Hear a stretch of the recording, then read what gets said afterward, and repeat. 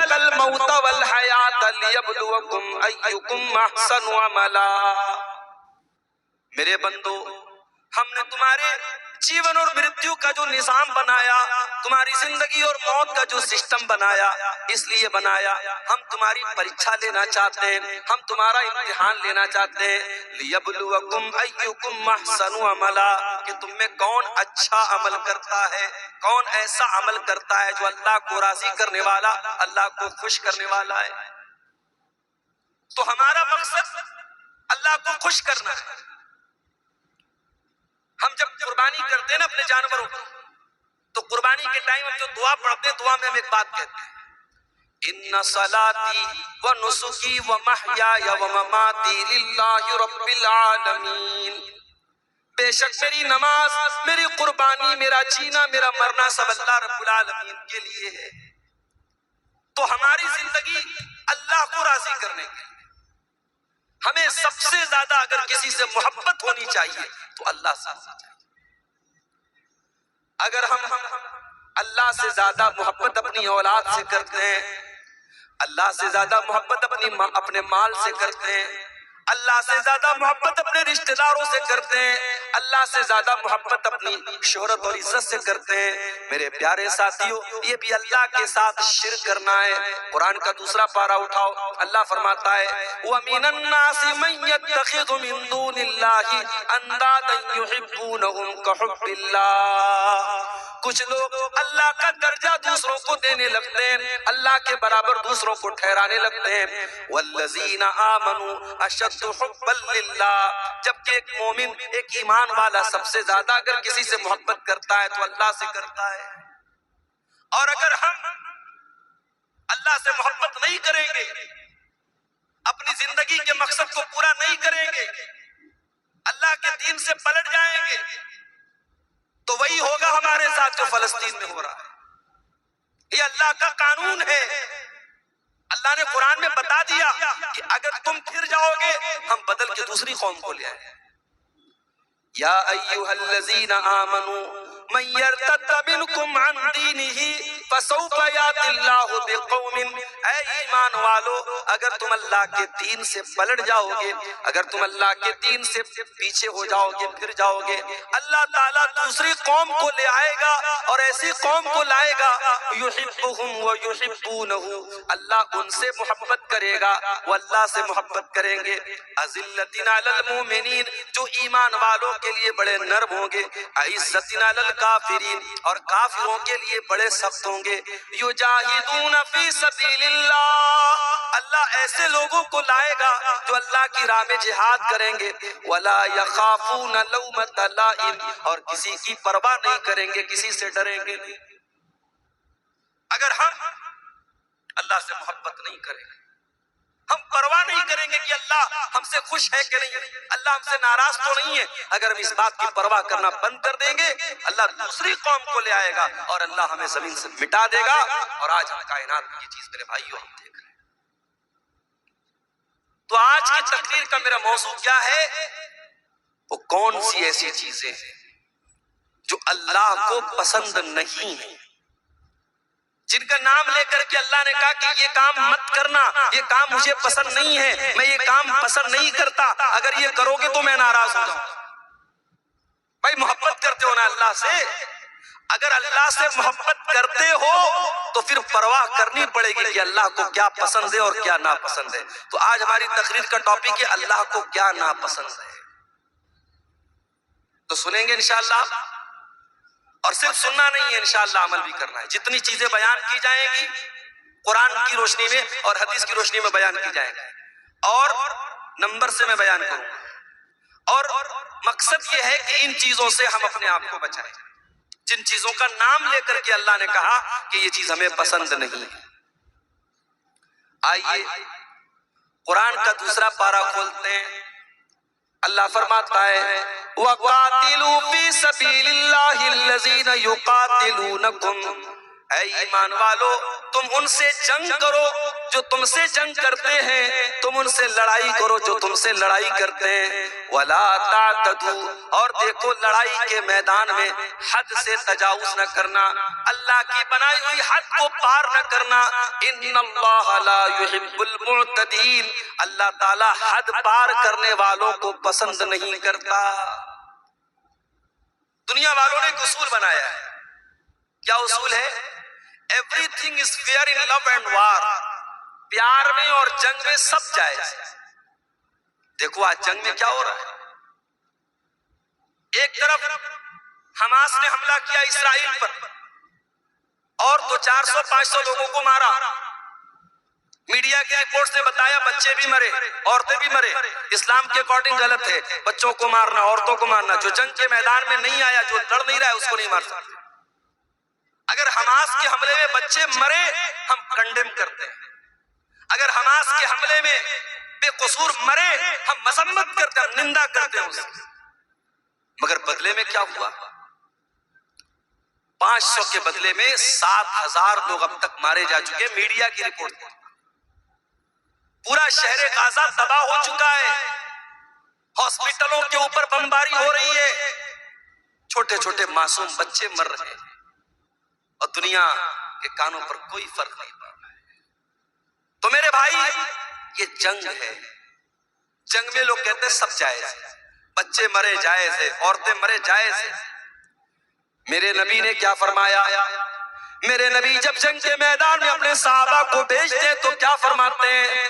اغزو بسم اللہ، جاؤ اللہ کا نام لے کر کے لڑو، وقاتلوا فی سبیل اللہ، اور جاؤ تم اللہ کے راستے میں جا کر کے لڑو، ولا تقتلوا ولیدا، کسی بچے کو قتل نہ کرنا، ولا تقتلوا شیخا فانیا، کوئی ایسا بوڑھا انسان ہے جو جنگ کے میدان میں لڑ نہیں رہا ہے، جو میدان جنگ سے کنارے ہے، اس کو خبردار قتل نہ کرنا، ولا تغلوا، جنگ کے میدان میں بھی کسی کے ساتھ خیانت مت کرنا، کسی کے ساتھ دھوکہ مت کرنا، کسی کے ساتھ فراڈ مت کرنا، ولا تقطعوا شجرتن، کسی پیڑ کو نہ کاٹنا، کسی عبادت گاہ کو مت گرانا، کسی کے پوجا استھل کو مت گرانا۔ یہ اسلام نے اصول بتائے، دنیا کا اصول ہے جنگ میں سب جائز ہے، میرے نبی کا اصول ہے نہیں، جنگ کے میدان میں بھی سب جائز ہے۔ وہی بات قرآن کہہ رہا ہے، اے ایمان والو جب تم اپنے دشمنوں سے جنگ کرو، جب تم اپنے دشمنوں سے لڑائی کرو، ولا تعتدوا، تو حد پار مت کرو۔ اللہ تعالیٰ نے ہر چیز کی حد بنائی، انسان جوان ہوتا ہے، لڑکا بالغ ہوتا ہے، لڑکی بالغ ہوتی ہے، اللہ نے دونوں کے اندر جنسی خواہش رکھی ہے، سیکسول ڈیزائر رکھا ہے، مرد کو عورت کی ضرورت ہے، عورت کو مرد کی ضرورت ہے، اللہ نے اس خواہش کو پورا کرنے کا جائز طریقہ نکاح کو بنایا، لڑکا لڑکی کا نکاح کر دیا جائے، ان کی خواہش کو صحیح طریقے سے پورا کیا جائے۔ اب وہی لڑکا اور وہی لڑکی اگر زنا کا راستہ اپنائے، اگر بدکاری کا راستہ اپنائے، اگر غلط لوگوں سے ریلیشن شپ قائم کرے، میرے پیارے ساتھیوں یہی اللہ کی حد سے تجاوز کرنا ہے، اور اللہ فرماتا ہے وَلَا تَعْتَدُوا إِنَّ اللَّهَ لَا يُحِبُّ الْمُعْتَدِينَ، اللہ کی حد کبھی پار مت کرنا، اللہ حد پار کرنے والوں کو پسند نہیں کرتا ہے۔ آپ کے علاقے میں لڑکیوں کو حصہ دیتے ہیں وراثت میں؟ بولو بھائی، کیا لڑکی باپ کی وراثت میں حصہ پاتی ہے آپ کے علاقے میں؟ نہیں پاتی، میں جانتا ہوں نہیں پاتی ہے۔ کیوں؟ ارے ہم نے لڑکی کی شادی کر دی، جہیز لمبا چوڑا جہیز دے دیا، اب کیا وراثت میں حصہ بھی دے؟ یہ مینٹیلٹی ہے ہماری۔ باپ کا انتقال ہوا، ماں کا انتقال ہوا، ماں نے کپڑا چھوڑا، ماں نے زیورات چھوڑے، باپ نے زمین چھوڑی، باپ اور ماں کے اس سارے ترکے میں، ساری پراپرٹی میں قرآن کہتا ہے جس طریقے سے بیٹے کا حصہ ہے ویسے ہی بیٹی کا حصہ ہے۔ اور آج ہم پکے مسلمان، قرآن و حدیث پر عمل کرنے والے، ہمارے سماج میں بیٹی کا کوئی حق نہیں ہے، بیٹی مانگ لے تو سماج کہتا ہے کتنی بے غیرت لڑکی ہے، باپ کی جائیداد میں سے حصہ مانگ۔ اللہ تعالیٰ نے جب سورہ نیسا کے اندر زمین اور جائیداد کے مسئلے بیان کیے فرمایا تلک حدود اللہ، یہ میں جو حصہ ترکہ بیان کر رہا ہوں میرے بندو، یہ اللہ کی بنائی ہوئی حدیں ہیں، ان حدوں کو کبھی پار نہ کرنا، یہ اللہ کا بنایا ہوا قانون ہے، اللہ کے قانون کو تم کبھی نہ توڑنا۔ میرے پیارے ساتھیوں، آپ کار چلاتے ہیں، راستے میں ٹریفک پولیس والے کھڑے ہیں، ٹریفک کا نیم ہے کار چلانے والا سیٹ بیلٹ لگا کر کے چلے گا، بائک چلانے والا ہیلمٹ لگا کر کے چلے گا، اگر کہیں پر سگنل ہے تو ریڈ سگنل ہونے پر گاڑی آگے بڑھائے گا اور گرین سگنل ہونے پر وہ گاڑی آگے نہیں بڑھائے گا۔ یہ ٹریفک کے بنائے ہوئے قانون ہے۔ ہم نے ٹریفک کا سگنل توڑ دیا، ہم نے ہیلمٹ نہیں لگایا، ہم نے کار چلانے کے ٹائم سیٹ بیلٹ نہیں لگایا، کیمرہ لگا ہوا ہے، آٹومیٹک کیمرہ لگائے، کیمرے میں فوٹو آ گیا کہ جناب آپ نے سیٹ بیلٹ نہیں لگایا، آپ نے ہیلمٹ نہیں لگایا۔ آج آٹومیٹک سسٹم ہو چکا ہے، آپ کے موبائل کے اوپر میسج آ گیا آپ ہیلمٹ کے بغیر گاڑی چلا رہے تھے، 500 روپے کی پینالٹی لگ گئی، سیٹ بیلٹ کے بغیر آپ کار چلا رہے تھے، 1000 کی پینالٹی لگ گئی، آپ نے سگنل کراس کیا تھا، 500 روپے کی پینالٹی لگ گئی۔ آج دنیا والوں نے ٹریفک کے قانون کو توڑنے کے لیے پینالٹیاں بنائی ہیں، جرمانے بنائے ہیں۔ میرے پیارے ساتھیوں، اللہ تعالیٰ نے بھی شریعت میں بہت سارے قانون بنائے ہیں، بہت ساری لیمٹس بنائی ہیں، اگر ہم ان قوانین کو توڑیں گے اللہ ہم سے ناراض ہوگا۔ اللہ پینالٹی تو نہیں لگائے گا لیکن اللہ تعالیٰ ناراض ہوگا، اور جب وہ ناراض ہوگا تو پھر ہمارا انجام بہت برا ہونے والا ہے۔ اسی لیے اللہ فرماتا ہے وَلَا تَعْتَدُوا إِنَّهُ لَا يُحِبُّ الْمُعْتَدِينَ، وہ لوگوں تم اللہ کی حد کو کبھی پار نہ کرنا، اللہ حد پار کرنے والوں کو پسند نہیں کرتا۔ آپ جانتے ہیں ایک مذہب ہے ہمارے ملک میں، جین مذہب۔ جین مذہب کے لوگ کوئی گوشت نہیں کھاتے، وہ 100% شاکاہاری ہوتے ہیں، اور اتنا ہی نہیں، وہ جب چلتے ہیں تو ماسک لگا کے چلتے ہیں۔ کیوں؟ کیونکہ ان کا کہنا ہے جب ہم ہوا میں سانس لیتے ہیں تو بہت سارے کیڑے مکوڑے اور بہت سارے جراثیم اور کیٹانو ہمارے سانس لینے سے مر جاتے ہیں، تو ہم ماسک لگا لیتے ہیں تاکہ ان کی ہتیا نہ ہو۔ بہت سارے جین مذہب کے جو ان کے گرو ہوتے ہیں وہ ننگے رہتے ہیں، کیونکہ ان کے مذہب کے جو رہنما ہے ان کی تعلیم ہے کہ کپڑا بھی مت پہنو، ننگے ہو۔ یہ جین مذہب کی تعلیم ہے۔ اسلام کی تعلیم کیا ہے؟ اسلام یہ کہتا ہے، اللہ قرآن میں کہتا ہے یا ایھا الذین آمنوا لا تحرموا طیبات ما احل اللہ لکم، اے ایمان والو خبردار، جس چیز کو اللہ نے حلال کیا ہے تمہیں حرام کرنے کا کوئی ادھیکار نہیں ہے۔ ٹھیک ہے، کوئی شاکاہاری ہو سکتا ہے، کوئی مسلمان بھی ایسا ہو سکتا ہے اس کو گوشت پسند نہیں ہے، وہ سبزی کھاتا ہے، وہ دال کھاتا ہے، بہت اچھی بات ہے، کوئی مسئلہ نہیں، کوئی حرج کی بات نہیں۔ لیکن اگر وہ گوشت کو حرام سمجھتا ہے، کوئی سمجھتا ہے کہ گوشت کا کھانا صحیح نہیں ہے، یہ جیو ہتیا ہے، یہ جانوروں کا قتل ہے، یہ جانوروں کا خون بہانا ہے، کان کھول کر کے سن لو، اللہ فرماتا ہے یا ایھا الذین آمنوا لا تحرموا طیبات ما احل اللہ لکم، اے ایمان والو جو چیز اللہ نے تمہارے لیے حلال کی ہے، جو چیز اللہ نے جائز کی ہے، تم کون ہوتے ہو حرام کرنے والے، تم کون ہوتے ہو ناجائز کرنے والے۔ ولا تعتدوا، اے ایمان والو اللہ کی حد کو کبھی کراس نہ کرو، انہ لا یحب المعتدین، اللہ تعالی حد سے تجاوز کرنے والوں کو پسند نہیں کرتا۔ پتہ یہ چلا اللہ نے اگر کسی چیز کو حرام کیا ہے ہم حلال نہیں کر سکتے، اور اللہ نے حلال کیا ہے ہم حرام نہیں کر سکتے۔ ایک مرتبہ اللہ کے نبی نے اپنے اوپر شہد کو حرام کر لیا، اپنی ایک بیوی کے کہنے پر۔ جب اس بیوی نے اللہ کے نبی سے کہا کہ اے اللہ کے نبی آپ کے منہ سے مغافیر کی مہک آتی ہے، مغافیر ایک بدبودار پھول ہوتا تھا، اللہ کے پیارے نبی حضرت زینب کے یہاں سے شہد کھا کے آیا کرتے تھے اور دوسری بیویوں کو پسند نہیں تھا، شہد کھانے کی وجہ سے دیر ہو جایا کرتی تھی، تو انہوں نے کہا اے اللہ کے نبی آپ کے منہ سے مغافیر کی مہک آتی ہے۔ اللہ کے نبی نے اپنی بیوی کو راضی کرنے کے لیے یہ قسم کھا لی کہ میں آج کے بعد شہد نہیں کھاؤں گا۔ جب جب شہد کھانے سے میرے منہ سے مہک آتی ہے، جب شہد کھانے سے میرے منہ سے بدبو آتی ہے، میں آج کے بعد شہد نہیں کھاؤں گا۔ ایک نارمل سی بات تھی، نبی نے اپنے اوپر شہد کو حرام کر دیا، لیکن اللہ کے لیے نارمل بات نہیں تھی۔ اللہ نے قرآن کی آیت نازل کر دی، یا ایھا النبی لم تحرم ما احل اللہ لک تبتغی مرضات ازواجک۔ اے نبی، آپ کو یہ ادھیکار کس نے دے دیا، یہ حق کس نے دے دیا کہ جس شہد کو اللہ تعالیٰ نے حلال کیا تھا آپ نے اپنے اوپر حرام کر لیا اپنی کچھ بیویوں کو خوش کرنے کے لیے؟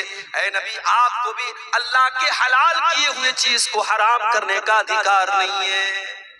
ہم نہیں کر سکتے، کسی حلال چیز کو حرام نہیں کر سکتے اور کسی حرام کو حلال نہیں کر سکتے میرے بھائی۔ اور آگے بڑھیے، قرآن میں ایک اور جگہ یہ بات آئی ہے، سورہ اعراف میں اللہ نے فرمایا ادعوا ربکم تضرعا وخفیا، اپنے رب سے دعا کرو، گڑ گڑا کر کے دعا کرو اور چپکے چپکے دعا کیا کرو، انہ لا یحب المعتدین، اللہ تعالیٰ دعا کے اندر حد سے تجاوز کرنے والوں کو پسند نہیں کرتا۔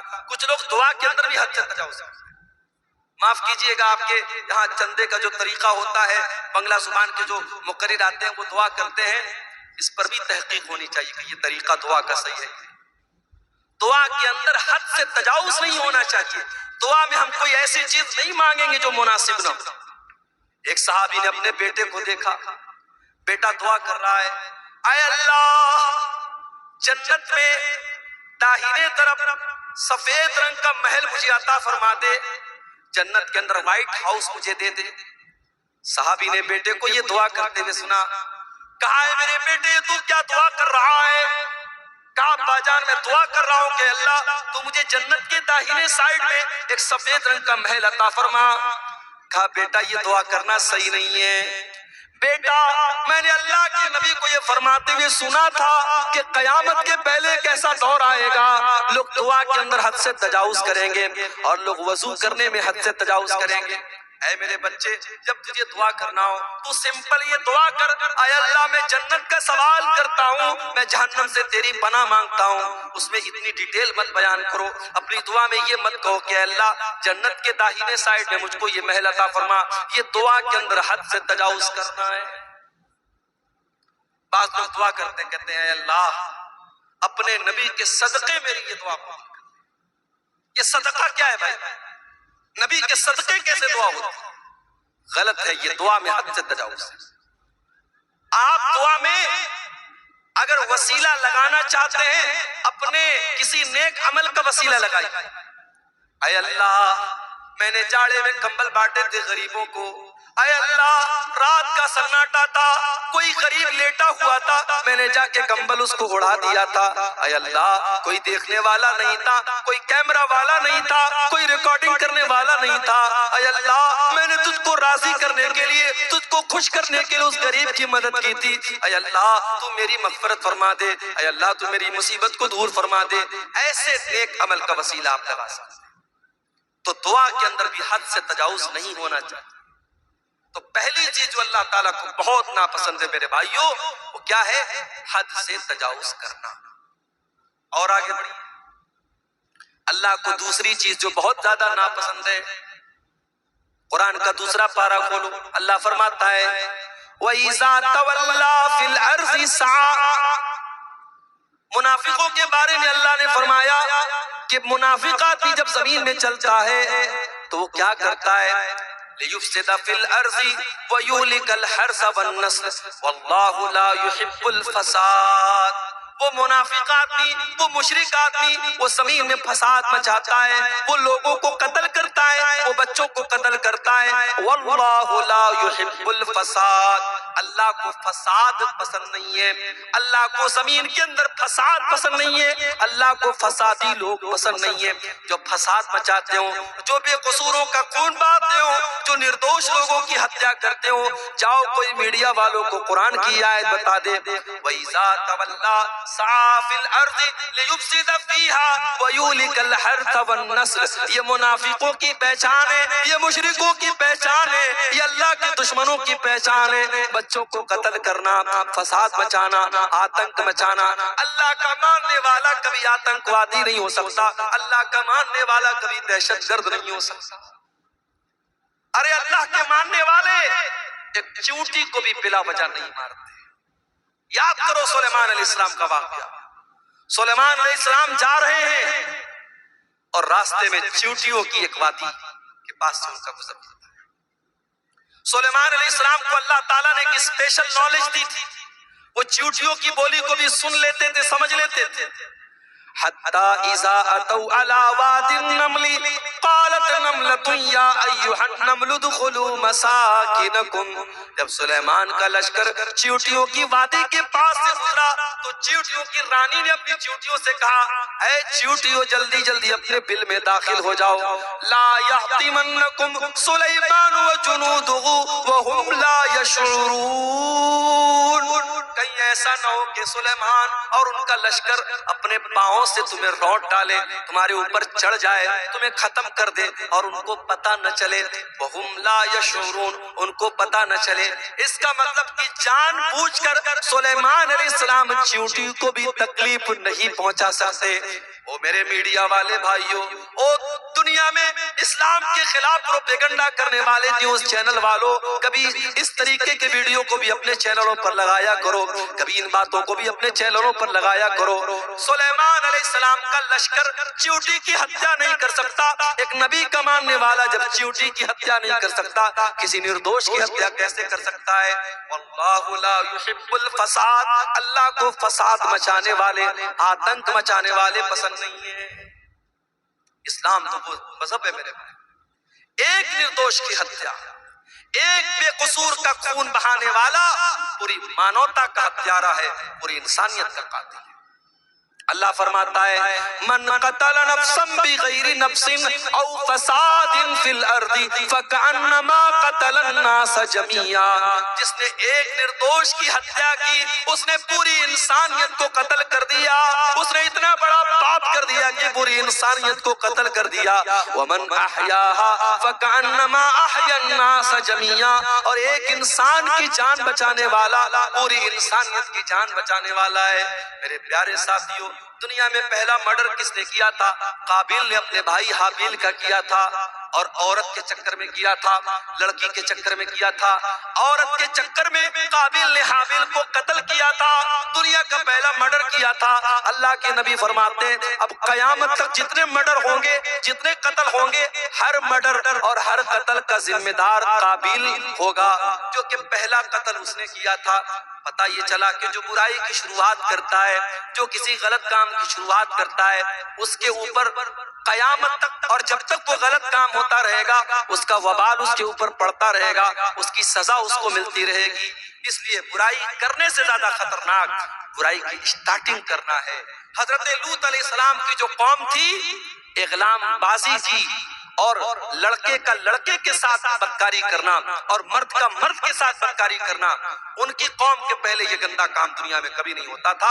اس کام کی شروعات کی تھی حضرت لوط علیہ السلام کی قوم نے. اسی لیے جب حضرت لوط علیہ السلام نے اپنی قوم کو سمجھایا تو کہا تھا کہ اے میری قوم کے لوگوں، تم نے اس گندگی کی شروعات کی ہے، اور اگر یہاں سے یہ گندا کام شروع ہوا تو جب تک یہ گندا کام ہوتا رہے گا تمہیں اس کی سزا ملتی رہے گی. میرے پیارے ساتھیوں، اللہ تبارک و تعالیٰ کو فساد مچانے والے، آتنک مچانے والے، خون خرابہ کرنے والے لوگ پسند نہیں ہیں. واللہ لا یحب الفساد. اللہ کو فساد پسند ہے. ارے اسلام کا تو یہ حال ہے. ہمارے پیارے نبی جب سن 8 ہجری میں مکہ میں داخل ہوئے، 10,000 کا لشکر آپ کے ساتھ ہے.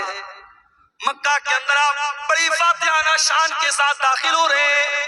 یہ وہی مکہ ہے جہاں سے آپ کو نکالا گیا ہے. یہ وہی مکہ ہے جہاں اللہ کی بارگاہ میں سجدہ کرنا آپ کے لیے حرام کر دیا گیا، جہاں نماز کی حالت میں آپ کا گلا دبانے کی کوشش کی گئی، جہاں نماز کی حالت میں آپ کی گردن میں چادر ڈالی گئی، جہاں نماز کی حالت میں آپ کی گردن کے اوپر گندگی ڈالی گئی. یہ وہی مکہ ہے جہاں کے لوگوں نے غزوہ احد میں آپ کے چچا حمزہ کا کلیجہ چبایا، یہ وہی مکہ ہے جہاں کے لوگوں نے غزوہ احد میں آپ کو مارا تھا، آپ کے دانت توڑے تھے، آپ کے چہرے سے خون بہا تھا۔ یہ سارے واقعات آپ نے اپنی آنکھوں سے دیکھے ہیں، لیکن میرے پیارے ساتھیوں آپ دیکھیے سن 8 ہجری میں جب اللہ کے نبی مکہ میں داخل ہوتے ہیں، آپ پہلے خانہ کعبہ کو سارے بتوں سے پاک کرتے ہیں، اور خانہ کعبہ کو بتوں سے پاک کرنے کے بعد جب آپ خانہ کعبہ کے دروازے پر کھڑے ہوتے ہیں تو آپ کیا کہتے ہیں؟ اے مکہ والو، اے قریش کے لوگوں، یہ بتاؤ تم اپنے محمد سے تمہیں کیا امید ہے، میں تمہارے ساتھ کیا سلوک کروں گا؟ سب بھیگی بلی بن جاتے ہیں، بڑے نرمی سے کہتے ہیں، بڑے پیار سے کہتے ہیں، اے محمد صلی اللہ علیہ وسلم آپ تو بڑے اچھے انسان ہیں، بڑے اچھے باپ کی اولاد ہیں، آپ سے اچھی ہی امید رکھتے ہیں۔ آپ نے فرمایا اذهبوا انتم الطلقاء لا تثریب علیکم اليوم، اذهبوا انتم الطلقاء، جاؤ آج محمد رسول اللہ کسی سے بدلہ نہ لیں گے، کسی سے انتقام نہ لیں گے، کسی کا خون نہ بہائیں گے، جاؤ تم سب کے سب آزاد ہو، محمد رسول اللہ کسی سے بدلہ نہ لیں گے۔ ظالم سے لیا ظلم کا بدلہ نہ کسی وقت، مارا بھی تو اخلاق کی تلوار سے مارا۔ میرے پیارے ساتھیوں یہ میرے نبی کا کردار ہے، اس لیے نبی کا ماننے والا، اسلام کا کلمہ پڑھنے والا کبھی فسادی نہیں ہو سکتا، کبھی آتنکوادی نہیں ہو سکتا۔ جو آتنکوادی ہے، جو دہشت گرد ہے، وہ کان کھول کر کے سن لے، اس کا اسلام سے کوئی تعلق نہیں ہے۔ واللہ لا يحب الفساد، اللہ کو فساد بچانے والے لوگ پسند نہیں ہیں۔ اور آگے بڑھیے، تیسری چیز اللہ نے فرمایا سورہ آل عمران کے اندر، قل اطیعوا اللہ ورسولہ، قل اطیعوا اللہ والرسول، اے نبی آپ کہہ دیجئے اللہ کی اطاعت کرو اور رسول کی اطاعت کرو، فَإِن تَوَلَّوْا فَإِنَّ اللَّهَ لَا يُحِبُّ الْكَافِرِينَ، اور اے نبی اگر یہ لوگ اللہ کی اطاعت نہ کریں اور رسول کی اطاعت نہ کریں تو ان کو بتا دو کہ اللہ تعالیٰ کافروں کو پسند نہیں کرتا، کافروں کو پسند نہیں کرتا، اللہ کو کفر پسند نہیں۔ کفر کا مطلب انکار، جو اللہ کو نہ مانے، جو رسول کو نہ مانے، جو اللہ کی کتابوں کو نہ مانے، جو اللہ کے نبیوں کو نہ مانے، جو اللہ کے فرشتوں کو نہ مانے، جو تقدیر کو نہ مانے، جو قیامت کے دن کو نہ مانے، جتنی چیزوں پر ایمان لانا ہے ان میں سے کسی چیز کو نہ ماننے والا، اس کے اندر ڈاؤٹ کرنے والا، ان کے اندر شک کرنے والا، وہ کافر ہو جاتا ہے، اور کافر کو اللہ تعالیٰ پسند نہیں کرتا۔ اللہ کو مومنوں سے محبت ہے، اللہ کو ایمان والوں سے محبت ہے، اللہ کافروں کو پسند نہیں کرتا۔ اللہ کو کفر سے اتنی نفرت ہے، اگر کوئی انسان کفر کی حالت میں مر جائے اللہ فرماتا ہے وَلَلَّذِينَ يَمُوتُونَ وَهُمْ كُفَّارٌ، جو کفر کی حالت میں مر جائے اور مرنے کے ٹائم وہ توبہ کر لے، اس کی توبہ کا اللہ کیا کوئی مطلب نہیں ہے۔ جو کفر کی حالت میں مر گیا وہ ہمیشہ جہنم میں رہے گا۔ اللہ کا شکر ادا کیجیے میرے بھائی، ہم اور آپ ایمان والے ہیں، ہم اور آپ مسلمان ہیں۔ اگر ہم اور آپ مسلمان نہ ہوتے، ایمان والے نہ ہوتے، شاید ہم بھی کسی پتھر کے بت کے آگے آج سجدہ کر رہے ہوتے، شراب پی کر کے ناچ رہے ہوتے۔ یہ الگ بات ہے، بہار میں نتیش کمار صاحب نے شراب بندی کر رکھی، لیکن اندر سے ٹیبل کے نیچے سے بڑی شراب پی جا رہی ہے بہار کے اندر۔ ابھی جھارکھنڈ سے میں آ رہا تھا، آج شام کو بھاگلپور سے وہاں میں نے جمعہ پڑھایا لال مٹیا میں، وہاں سے میں اسکارپیو سے آ رہا تھا، جیسے ہی بہار میں داخل ہوئی گاڑی، پولیس والے لیڈیز اور جینٹس گاڑی کو آ کے چیک کرنے لگے۔ میرے ساتھ بچے تھے، فیملی تھی، انہوں نے ٹارچ سے دیکھا ویکھا چیک کیا، چلے گئے۔ میں نے ڈرائیور صاحب سے پوچھا یہ اتنی گاڑی چیک کیوں ہو رہی تھی؟ بولے شراب کا معاملہ ہوتا نا، شراب بندی، اس لیے وہ شراب چیک کر رہے تھے۔ پابندی ہے بہار کے اندر، مگر ہم سب جانتے ہیں کہ شراب پی جا رہی ہے، اور افسوس کی بات یہ ہے کہ بڑی تعداد میں مسلمان شراب پیتے ہیں۔ کتنے مسلمان ہیں جو بغیر شراب پی اپنے گھر میں داخل نہیں ہوتے؟ نتیش کمار کے ڈر سے کتنے لوگوں نے شراب پینا بند کر دیا.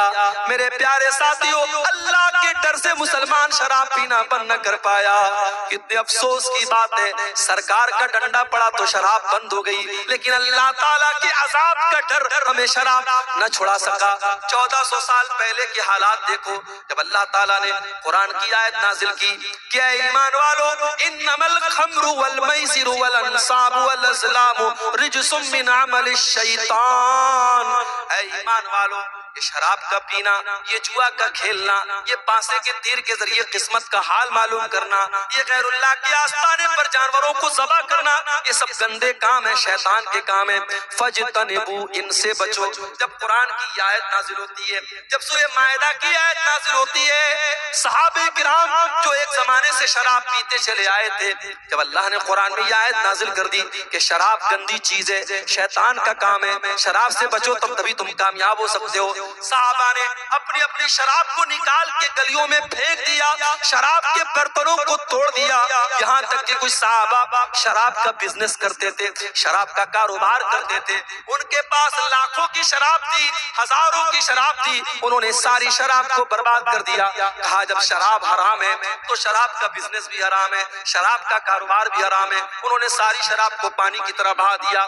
میرے پیارے ساتھیوں، ایمان اس کا نام ہے، اللہ کے رسول کی اتباع اس کا نام ہے. کوئی ایڈورٹیزمنٹ نہیں کیا گیا، کوئی پرچار نہیں کیا گیا، کوئی ریڈیو پر اعلان نہ ہوا، کوئی مائک میں لاؤڈ اسپیکر میں اعلان نہ ہوا، بس نبی نے ایک اعلان کروا دیا. قرآن کی آیت نازل ہوئی اور اللہ کے نبی نے قرآن کی آیت پڑھ کے سنا دی کہ اللہ کہہ رہا ہے کہ شراب گندی چیز ہے، اس سے بچو.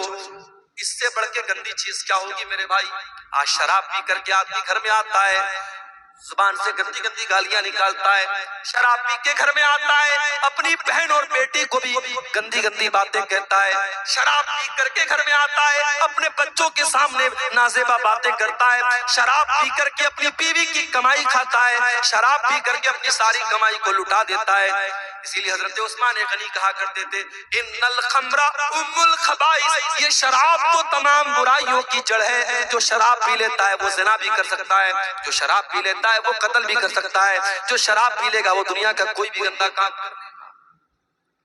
تو آپ دیکھیں اللہ تعالیٰ کو کافر پسند ہے. آج کافر سے زیادہ مسلمان شراب پی رہا ہے. ہم بہار گورنمنٹ کی بات کیا کریں، 1400 سال پہلے ہمارے نبی نے شراب بندی کر دی تھی، مگر آج مسلمانوں کا ایک بڑا طبقہ شراب پی رہا ہے. میرے پیارے ساتھیوں، اگر آپ میں سے کوئی بھائی اس گندگی میں مبتلا ہے، اگر شراب کے نشے میں مبتلا ہے، اللہ کے واسطے توبہ کر لو. نہیں پتا موت کب آ جائے، کیا پتا شراب کے نشے میں انسان دھت ہے اور اسی حالت میں دل کی دھڑکن بند ہو جائے، ہارٹ اٹیک ہو جائے اور اسی حالت میں انسان کا انتقال ہو جائے. اللہ کے نبی فرماتے ہیں ان العبد یبعث علی ما مات علیہ، بندے کا انتقال اس حال میں ہوگا، بندہ جس حال میں مرے گا اسی حال میں قیامت کے دن اٹھایا جائے گا. اے شراب پینے والے، اگر تیرا انتقال اسی حالت میں ہو گیا، کل قیامت کے دن اللہ کی بارگاہ میں تو شراب کے نشے میں اٹھے گا، تو اللہ کو کیا منہ دکھائے گا، تو اللہ کو کیا جواب دے گا؟ اس گندی چیز سے تو جلدی سے توبہ کر لے، اپنے پریوار کو، اپنے آپ کو اس سے تو نجات دے دے. میرا رب قرآن میں کہتا ہے وَلَا تُلْقُوا بِأَيْدِيكُمْ إِلَى التَّهْلُكَةِ، اپنے آپ کو ہلاکت میں نہ ڈالو. جو شراب آپ کو ہلاکت میں ڈال رہی ہے، جو برباد کر رہی ہے، اس شراب سے اپنے دامن کو بچا لو میرے بھائی. تو اللہ کو کافر پسند نہیں،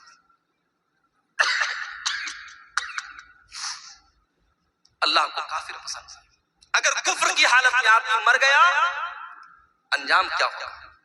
اللہ نے فرمایا ان الذین کفروا وماتوا وهم کفار فلن يقبل من احدهم ملء الارض ذهبا. جو لوگ کفر کی حالت میں مر جائیں گے، ایمان کی دولت ان کو نصیب نہیں ہوگی. کان کھول کر کے سن لو، اللہ فرما رہا ہے کل قیامت کے دن اللہ کی بارگاہ میں اگر زمین بھر کے سونا بھی وہ لے کے آ جائیں گے اور اللہ سے کہیں گے اللہ تو زمین بھر کے سونا لے لے اور ہم کو جہنم کے عذاب سے بچا لے، اللہ فرماتا ہے فَلَن يُقْبَلَ مِنْ أَحَدِهِمْ، زمین بھر کے سونا لے کر کے بھی ان کو جہنم کی آگ سے نجات نہ ملے گی، جہنم کی آگ سے اللہ ان کو نہیں بچائے گا. اس لیے میرے بھائیوں ایمان کی قدر کرو اور ایمان پر قائم رہو. اللہ کو کافر پسند نہیں ہے، اللہ کو کفر پسند ہے. اور آگے بڑھو، اللہ کو ایک اور چیز بہت زیادہ ناپسند ہے. کیا ہے وہ چیز؟ وَلَا تُجَادِلْ عَنِ الَّذِينَ يَخْتَانُونَ أَنفُسَهُمْ. اے نبی، اے میرے پیارے نبی، آپ ان لوگوں کا ڈیفنس مت کیجئے، ان لوگوں کا بچاؤ مت کیجئے، ان لوگوں کی طرف سے آپ بحث مت کیجئے جو اپنے آپ کے ساتھ خیانت کرتے ہیں. ان اللہ لا يحب من کان خوانا اثیما. اللہ تعالیٰ ایسے لوگوں سے محبت نہیں کرتا ہے جو خیانت کرنے والے ہوں. خیانت اللہ کو پسند نہیں. خیانت کس کو بولتے ہیں بھائی؟ امانت کا الٹا ہے خیانت. امانت یہ ہے کہ آپ کو جو ذمہ داری دی جائے آپ اس ذمہ داری کو صحیح طریقے سے ادا کریں. اگر آپ ٹیچر ہیں، آپ کی ذمہ داری بچوں کو پڑھانا ہے، پڑھانے کے ٹائم آپ بچوں کو پڑھانے کے بجائے موبائل میں لگے ہوئے ہیں، بچے شور مچا رہے ہیں، بچے کتاب پڑھ نہیں رہے اور ٹیچر موبائل میں لگا ہوا ہے، یہ امانت کے ساتھ خیانت ہے. پولیس کا کام کرائم کو روکنا ہے، پولیس والا بجائے کرائم کو روکنے کے اگر کرمنل لوگوں سے رشوت لینا شروع کر دے، اگر وہ گنڈوں اور بدماشوں سے ٹیکس لینے لگے، ان سے پیسہ لے کر کے ان کو چھوڑنے لگے، یہ پولیس کے عہدے کے ساتھ خیانت ہے. ان اللہ لا يحب من کان خوانا عظیما. اللہ کو خیانت کرنے والے لوگ پسند نہیں ہیں. اس لیے امانت میں خیانت سے بچو. میرے جو بھی امانت اور جو بھی ذمہ داری آپ کے کندھے پر ڈالی گئی ہے اس ذمہ داری کو صحیح طریقے سے.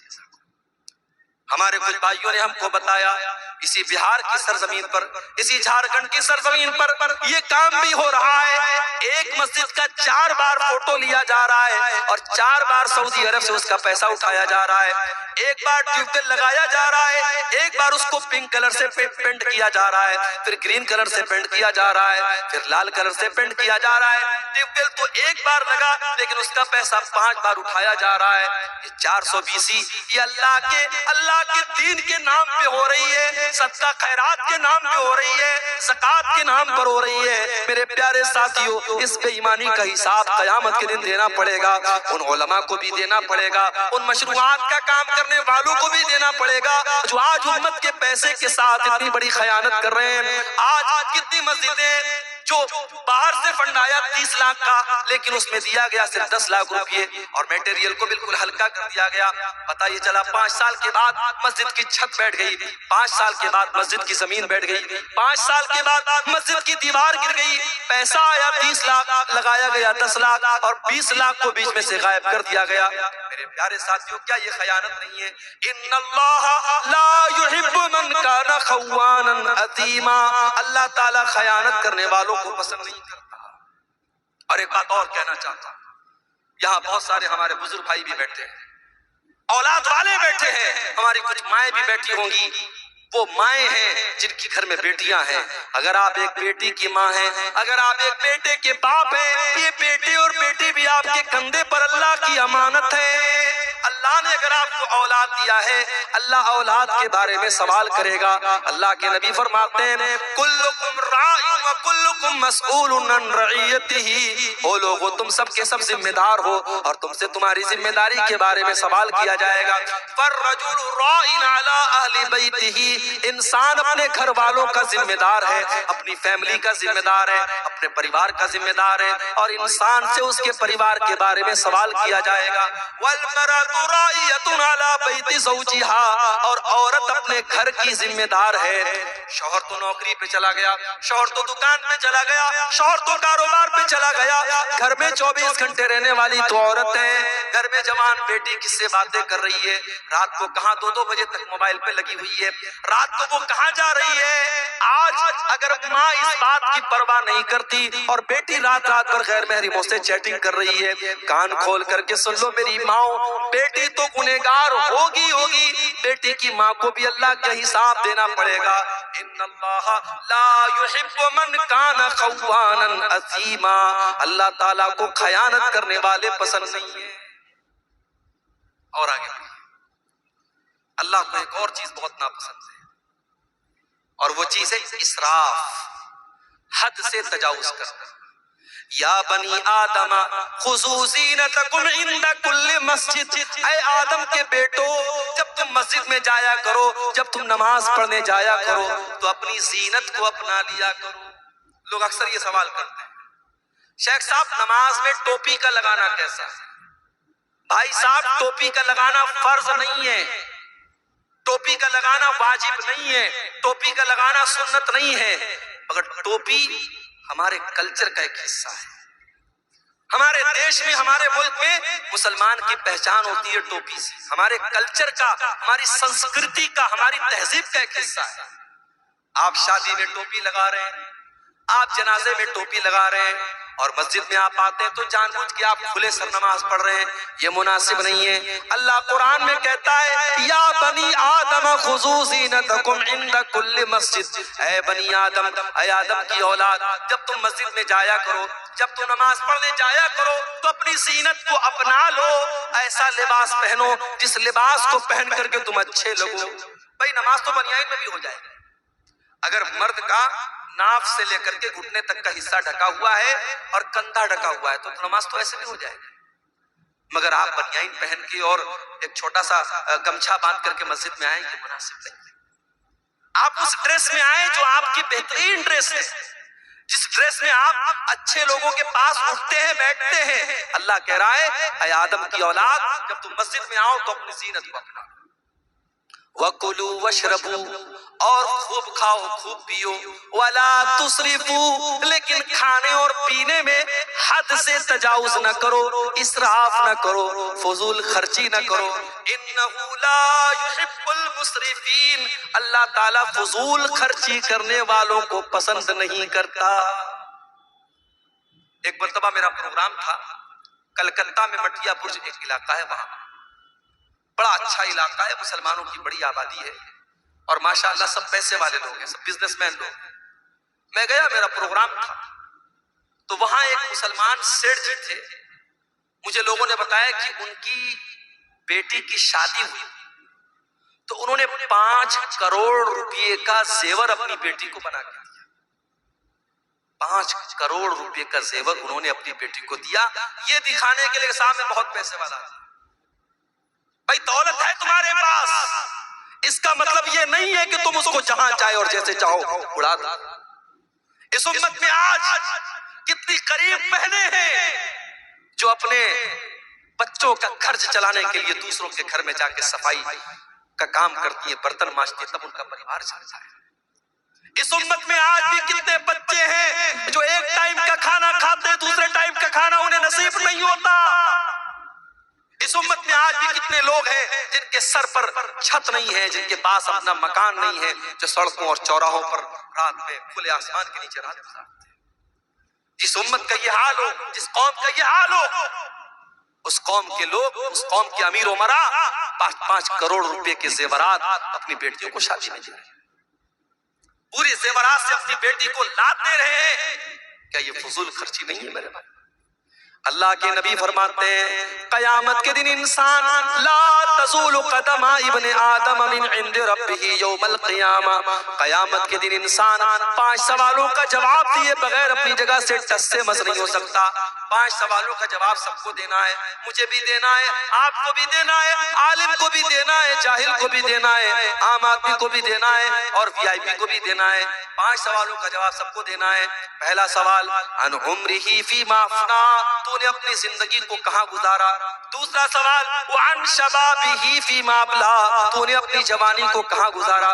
تیسرا سوال وعن مالہ من این اکتسبہ، تو نے مال کہاں سے کمایا۔ چوتھا سوال وفیما انفقہ، تو نے مال کہاں پر خرچ کیا۔ مال کہاں پر خرچ کیا اس کا بھی حساب دینا پڑے گا۔ اپنی محبوباؤں کے لیے ریچارج کروانے والے ہمارے منچلے نوجوان، وہ 100-200 روپے کا جو ریچارج کراتے ہیں اپنی کانوں کی لذت کے لیے اور بدکاری کے لیے، وہ بھی تیار رہے۔ مال کہاں پہ خرچ ہو رہا ہے حساب دینا پڑے گا، اور مال کیسے کما رہے ہو، ڈریم 11 کے ذریعے کما رہے ہو، سٹے بازی کے ذریعے کما رہے ہو۔ ابھی ہمارے واٹس ایپ پر ایک میسج آیا کہ کرکٹ کے میچ میں سٹا لگانا ہو تو ہم سے کانٹیکٹ کیجیے، ہمارے گروپ کو جوائن کر لیجیے، ہم 100% بالکل صحیح بھوشیہ وانی کرتے ہیں۔ میں نے کھولا وہ گروپ دیکھا، میں نے سوچا کہ دیکھیں یہ کیا بھوشیوانی کرتا ہے. آج پاکستان کا اور ساؤتھ افریقہ کا میچ تھا. اس نے کہا یہ میچ پاکستان جیتے گا. اب کتنے لوگوں نے اس کے کہنے پر سٹا لگا دیا ہوگا، لاکھوں کا، کروڑوں کا. اور شام رات ہوتے ہوتے جب ریزلٹ آیا پتہ لگا پاکستان ہار گئی اور ساؤتھ افریقہ جیت گئی. یہ سٹے بازی آج ہمارا نوجوان بڑی تعداد میں واٹس ایپ کے ذریعے، ٹیلی گرام کے ذریعے، فیس بک کے ذریعے باقاعدہ سٹا ہو رہا ہے اور لاکھوں کروڑوں کا سٹا ہو رہا ہے اور جوا ہو رہا ہے اور ہمارا مسلمان اس میں حصہ لے رہا ہے. اور میرے پیارے ساتھیوں، وہ یہ سوچ رہا ہے کہ ہم راتوں رات امیر بن جائیں. اگر وہ ایک بار 1 لاکھ روپیہ جیت جائے گا، اگلی بار 10 لاکھ لگائے گا کہ میں 10 لاکھ جیت جاؤں گا، اور پتہ لگا وہ 10 لاکھ ڈبا دے گا، قرضے میں ڈوب جائے گا اور اپنے آپ کو اور اپنے گھر والوں کو داؤں پہ لگا دے گا. میرے پیارے ساتھیوں، مال کہاں سے کما رہے ہو اس کا بھی حساب دینا پڑے گا، اور مال کہاں خرچ کر رہے ہو اس کا بھی حساب دینا پڑے گا. تو فضول خرچی کرنے والے، ناجائز پیسہ اڑانے والے اور اپنی جائز خواہشات پر بھی لمٹ سے زیادہ خرچ کرنے والے، اس کو اسراف کہتے ہیں، اور اللہ اسراف کرنے والوں کو پسند نہیں کرتا ہے. اور آگے بڑھیے میرے پیارے ساتھیوں، واللہ لا يحب الظالمین، اللہ تعالیٰ ظلم کرنے والوں کو پسند نہیں کرتا، ظلم کرنے والوں سے محبت نہیں کرتا. ظلم اللہ کو پسند ہے. ظالم کان کھول کر کے سن لے، ظلم کا انجام برا ہونے والا ہے. ظلم زیادہ دیر تک چلنے والا ہے.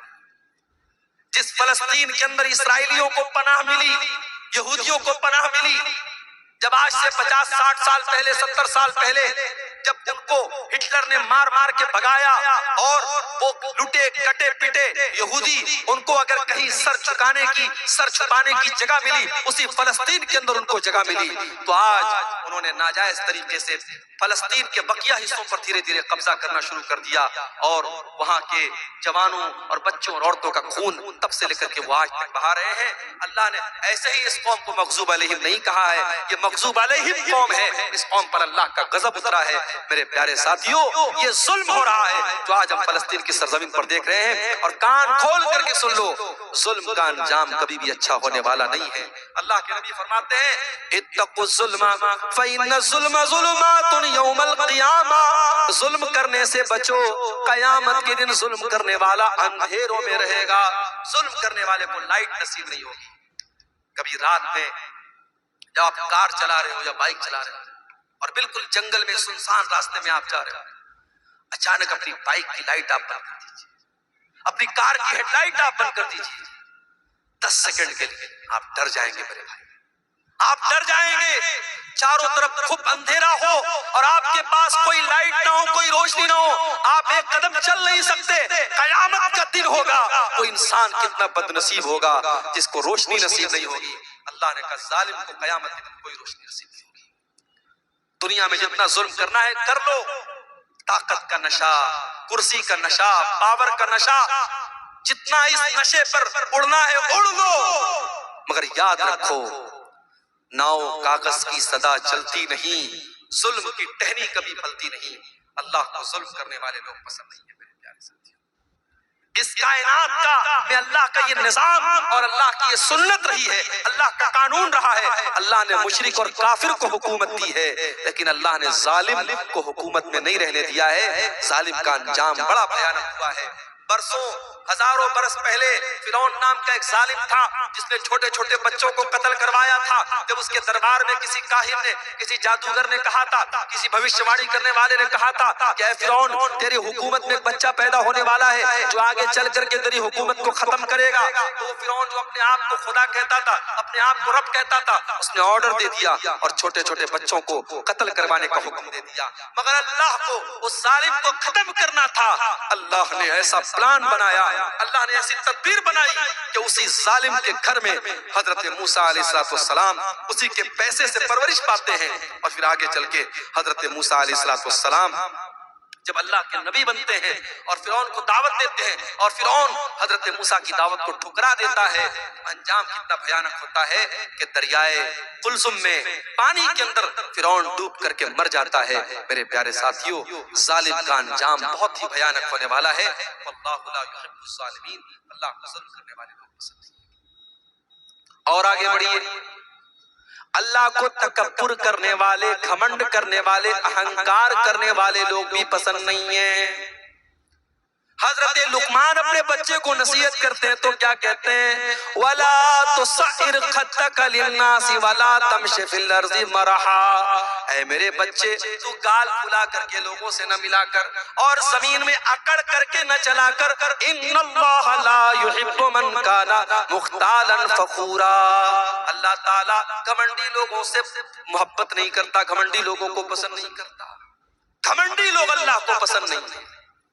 قارون بڑی دولت والا تھا، اس کو اپنی دولت پر بڑا ناز تھا، لیکن قارون کے قوم میں جو نیک لوگ تھے، جو ایمان والے لوگ تھے، انہوں نے قارون کو نصیحت کی اور کہا کہ اے قارون لا تفرح، اپنی دولت پر اترانا نہیں، اپنی دولت پر غرور نہیں کرنا، ان اللہ لا يحب الفرحین، اللہ تعالیٰ اترانے والوں کو، گھمنڈ کرنے والوں کو پسند نہیں کرتا ہے۔ وَابْتَغِ فِيمَا آتَاكَ اللَّهُ الدَّارَ الْآخِرَةَ، اے قارون تجھے اللہ نے بڑی دولت سے نوازا ہے، بڑے خزانے اللہ تعالیٰ نے تجھے دیے ہیں، اے قارون اپنی دولت کے ذریعے تو آخرت کی تیاری کر۔ وہ میرے پیارے ساتھیوں، آج اللہ نے آپ کو دولت والا بنایا ہے، اپنی دولت کو اللہ کے راستے میں خرچ کیا کرو، مسجدوں میں دیا کرو، مدرسوں میں دیا کرو، کار خیر میں دیا کرو، اپنی آخرت بنایا کرو۔ وَلَا تَنْسَ نَصِيبَكَ مِنَ الدُّنْيَا، میں یہ نہیں کہتا کہ دنیا کو بھول جاؤ، دنیا میں جو تمہارا حق ہے، دنیا میں جو تمہارا حصہ ہے، دنیا کا حصہ تم اس سے خوب فائدہ اٹھا لو، لیکن اصل تیاری آخرت کی کرو۔ وَلَا تَبْغِ الْفَسَادَ فِي الْأَرْضِ، اور قارون سے اس کی قوم کے لوگوں نے کہا کہ اے قارون تو زمین میں فساد مچانے کی کوشش نہ کرنا، اللہ تعالیٰ فسادی لوگوں کو پسند نہیں کرتا۔ تو تکبر اور گھمنڈ یہ اللہ کو پسند نہیں ہے میرے بھائی۔ دنیا میں جس نے تکبر کیا، جس نے گھمنڈ کیا، اس کا انجام بڑا بھیانک ہے۔ ابلیس نے تکبر کیا، اللہ کی بارگاہ سے دھتکارا گیا۔ قارون نے تکبر کیا، اس کے محل کو زمین میں دھسا دیا گیا۔ فرعون نے تکبر کیا، اس کو پانی میں ڈوبا کر کے مار دیا گیا۔ نمرود نے تکبر کیا، ایک معمولی مچھر نے اس کا کام ختم کر دیا۔ قوم عاد نے تکبر کیا، قوم سمود نے تکبر کیا، اللہ نے پٹک پٹک کر کے ان کو بے جان کر دیا۔ میرے بھائیوں، تکبر کا انجام بڑا ہی بھیانک ہوتا ہے، اور تکبر کرنے والا اور گھمنڈ کرنے والا اللہ کو پسند نہیں۔ اب یہاں ایک سوال پیدا ہوتا ہے، مولوی صاحب نے شیروانی پہنی ہے، سامنے ایک لنگی والا آ گیا، لنگی پہنے ہیں، بنیان پہنے ہیں۔ اب مولوی صاحب کے دل میں فیلنگ آئی کہ یار میں 10,000 روپے کا کپڑا پہنا ہوں، یہ 500 روپے کا کپڑا پہنا ہے۔ مولوی صاحب کے اندر ایک فیلنگ آئی، حاجی صاحب کے اندر ایک فیلنگ آئی کہ میں پیسے والا آدمی ہوں، میرا کپڑا اس کے کپڑے سے اچھا ہے۔ تو کیا اچھا کپڑا پہننا یہ حرام ہے؟ اگر ہم پیسے والے ہیں، دولت والے ہیں، تو کیا ہم مہنگا کپڑا نہیں پہن سکتے، اچھا کپڑا نہیں پہن سکتے؟ ایسا کوئی مسئلہ نہیں۔ آپ اگر پیسے والے ہیں، آپ اگر دولت والے ہیں، تو آپ اچھا کپڑا پہن سکتے ہیں، بلکہ پہننا چاہیے، پہننا چاہیے۔ پھٹا پرانا کپڑا پہننا یہ دینداری نہیں ہے۔ بہت سے لوگ اس کو سمجھتے ہیں پیسہ بہت ہے، دولت بہت ہے، لیکن ہمیشہ پھٹا پرانا کپڑا پہن کر کے بالکل عجیب و غریب شکل بنائے رہیں گے اور کہیں گے صاحب پیسہ تو ہے، مگر ہمارا اسلام یہ کہتا ہے کہ سمپل رہو۔ سمپل رہنا ایک الگ چیز ہے، اور اپنی دولت ہونے کے باوجود پھٹا پرانا میلا کچیلا کپڑا پہننا یہ الگ چیز ہے۔ اللہ کے نبی کے ایک صحابی آئے، اللہ کے نبی نے دیکھا کہ بڑی ان کے کپڑے بڑے میلے کچیلے ہیں۔ آپ نے کہا دولت ہے تمہارے پاس، پیسہ ہے تمہارے پاس؟ کہا اے اللہ کے نبی بہت دولت ہے، اتنی بکریاں ہیں میرے پاس، اتنے اونٹ ہیں میرے پاس، اتنے غلام ہیں میرے پاس، بہت دولت ہے، بہت پیسہ ہے۔ اللہ کے نبی نے فرمایا ان آتاک اللہ مالا فلیرا اثر نعمت اللہ علیہ، اے میرے صحابی اگر اللہ نے تم کو دولت سے نوازا ہے تو دولت کا اثر تمہارے اوپر ظاہر ہونا چاہیے۔ اچھا کپڑا پہنا کرو، اپنی حیثیت کے مطابق کپڑا پہنا کرو۔ اچھا کپڑا پہننا برا نہیں ہے، ہاں اچھا کپڑا پہننے کے بعد جب گھر سے نکلو تو جو تم سے کمزور کپڑا پہنے ہوئے ہیں اس کو تم کبھی حقیر مت سمجھنا، یہ تکبر ہو جائے گا۔ اللہ کے نبی فرماتے ہیں ان اللہ جمیل یحب الجمال، اللہ تعالیٰ خوبصورت ہے اور خوبصورتی کو پسند کرتا ہے۔ اچھا کپڑا پہننا یہ گناہ نہیں ہے، اچھا اچھا جوتا پہننا یہ گناہ نہیں ہے، بلکہ گناہ کیا ہے؟ الکبر بطر الحق وغمط الناس، تکبر یہ ہے، گھمنڈ یہ ہے، انسان دوسروں کو حقیر سمجھے، دوسروں کو معمولی سمجھے اور اپنے آپ کو بڑا سمجھے، یہ تکبر ہے میرے پیارے ساتھیوں۔ اور میرے نبی نے اور اللہ نے تکبر سے منع کیا ہے۔ اللہ کے نبی نے تو یہاں تک فرمایا لا يدخل الجنت من كان في قلبه مثقال ذرة من الكبر، جس کے دل میں ذرہ برابر بھی تکبر ہوگا، گھمنڈ ہوگا، اہنکار ہوگا، وہ جنت میں نہیں جائے گا۔ اس لیے تکبر سے بچو، تواضع، اپنے اندر نرمی پیدا کرو، اپنے آپ کو چھوٹا سمجھو، لوگوں سے گھل مل کر کے رہو۔ اللہ تعالیٰ ایسے لوگوں سے محبت کرتا ہے، اور جو اپنے آپ کو چھوٹا بنا لیتا ہے، من تواضع للہ رفعہ اللہ، اللہ اس کو اور بلندی عطا کرتا ہے۔